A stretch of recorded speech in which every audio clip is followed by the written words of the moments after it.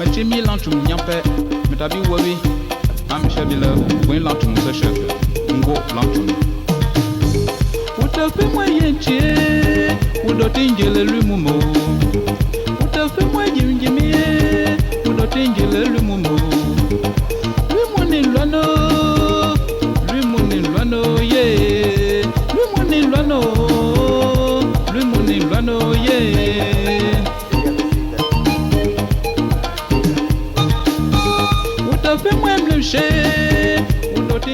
But I'm here at the UN to address the defense of artistic expression because I think it's very important. We are at a point of our civilization that we need artistic expression because it's part of what we call in art avant-garde.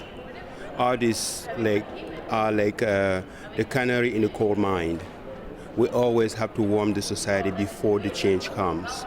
And then those decision makers, the diplomats, the lawmakers, if we don't warn them about the danger of what we are going through, there will not be a way to anticipate changes. So then we hurt ourselves.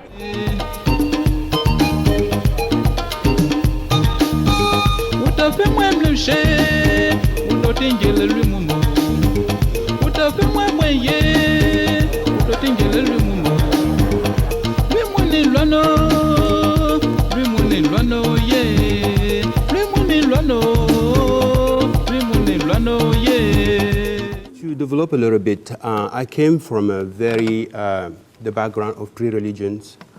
I was from a Muslim family. I went to a Christian school, and I grew up in a tribe. My tribe is called Tikar. In my tribe, there is religious beliefs, but actually it's art, meaning visual art, theater, performance of mask, and any kind of visual art. That's what we call religion. And then my mother took me to that village when I was 7 years old. I painted with different color of ground on the wall. And every morning, my mother woke up and talked to the wall, talked to the mural painting before she smelled the wind and sensed if it's going to rain in 7 or 8 hours. So she had time to go to her farm and come back because we don't have weather.com. So.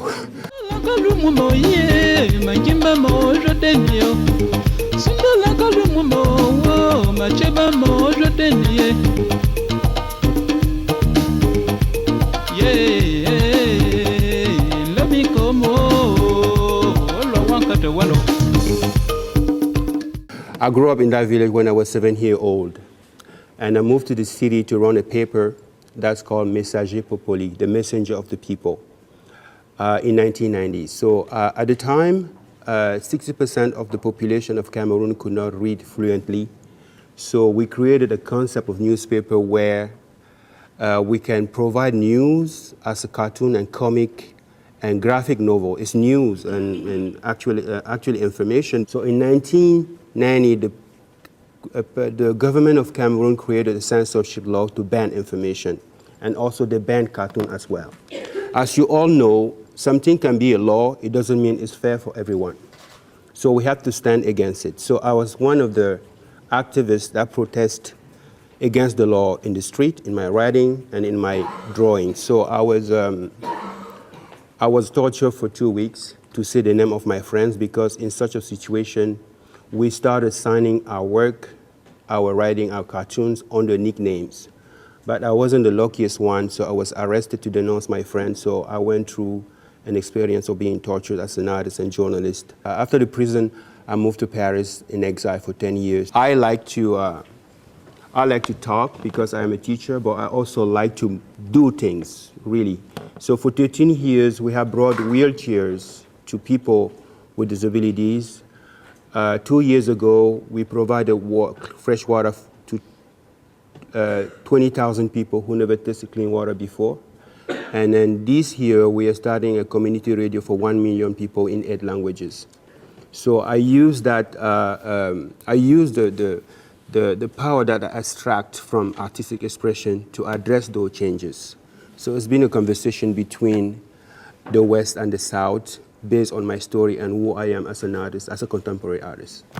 And thank you very much. I didn't acknowledge the fact that Article 19 supported my case when I was in prison in 94 and 95 in Cameroon.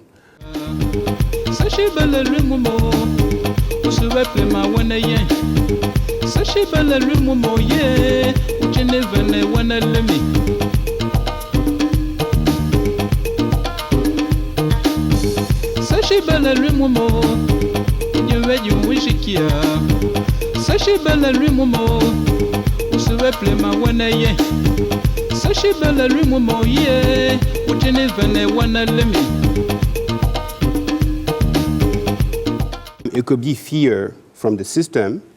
It could also be insecurity because in some society, people don't like change.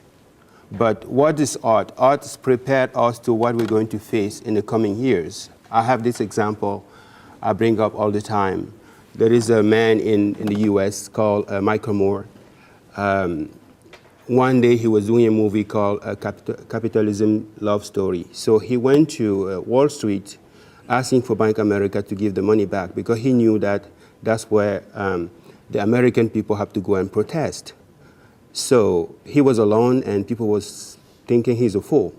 So after 5 years, people were sleeping. I was in a coma for 5 years. Then after 5 years, everybody went in the same place to demand the same thing. They was in a coma for 5 years. So an artist was there ahead of time. That's what artists are. But sometimes when the system are not prepared, they're afraid. And then that's something that the African society are facing and also harming their own citizens. So I want a lot of African government to tell them, each time you marginalize your own citizen, mostly your intellectual, your artist, the creator, you're harming your own country. You're making your own country weaker because you cannot have a strong country if you have half of your population illiterate and then the intellectual in prison or persecuted. It won't work for you.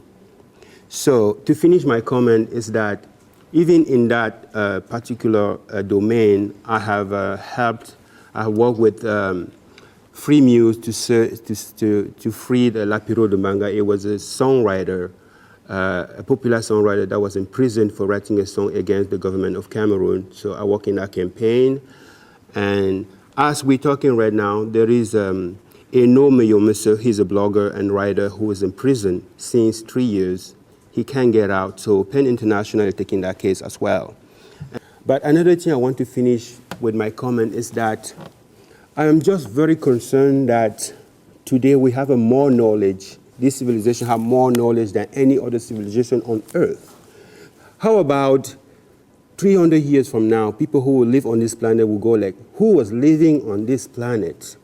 Jesus Christ, they were savages, or you know what I mean? So that's why we should use a common sense. If we have enough resources for 7 billion people, we should really improve happiness because we have studies, research, you know, and then if, let's say, this screen is how big the universe is, probably the size of this paper in this space is when human beings are gone into space. Actually, the Earth is not visible in this space. So if there's another form of life that's going to find us, we don't share in love on this planet, we are in trouble. So we have to really, really, really find a way to improve happiness with all the resources and then knowledge that we have today.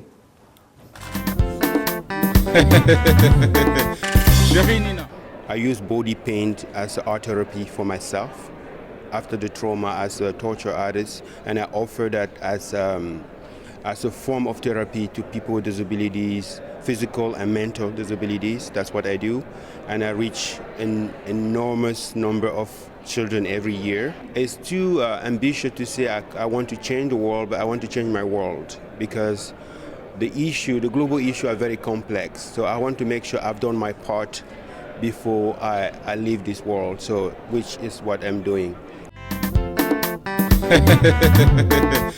Chérie Nina, ben du temps, je t'invite à Prénatal Magba pour t'offrir une serviette de silicone. Prénatal Magba, distributeur de pain laqué et textile. Et ce soir, nous serons au snack bar Le Respect à Bankim, la place de la différence. En Afrique, il y a l'ambiance, oh, maman, partout, il y a l'ambiance, oh ma chérie. Moi Jojo j'aime l'ambiance, oh maman. Picasso lance l'ambiance à 400 degrés. Personne n'aime jamais la souffrance. Tout le monde veut vivre où il se sent en paix. Si tu es fâché, reviens un peu à la raison. Car les problèmes là, c'est tout le monde qui est victime. Mon père, maman, ne te fâche pas. Après la pluie, vient le beau temps. Étoile image, ouvre-nous tes portes. En Afrique, il y a l'ambiance.